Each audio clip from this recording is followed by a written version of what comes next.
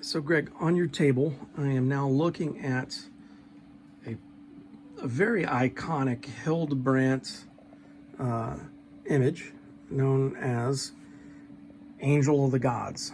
You know, we got this beautiful woman laying in a field of mushrooms with a unicorn. I recognize this image primarily from Heavy Metal magazine. It was a cover back in the 80s. Is that what this was done for? Well, yes and no. I mean, it was done originally for Verkerke publisher in Holland. They were one of the biggest poster manufacturers in the world.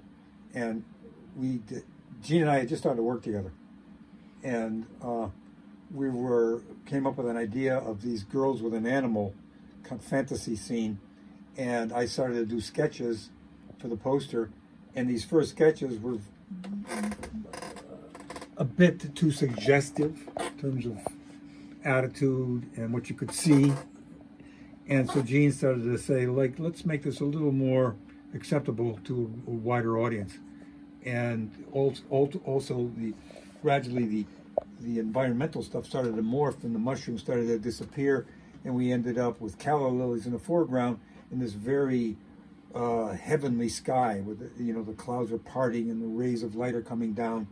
And it had a much more, what's the word, innocent quality about it than this does.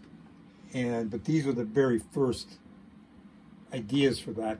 And then after the poster, Gene licensed it to Heavy Metal magazine. That was the very first cover that I ever did for Heavy Metal in 80, what the heck was it?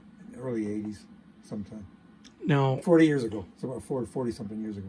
at the time, and I think it may still stand, that became their best-selling issue. Up to that point. Yes, they've got a book out, 25 Years of Heavy Metal magazine and Heavy Metal covers. In that particular cover, they say in that book that it was the biggest seller. Very cool. Thank you. Mm-hmm.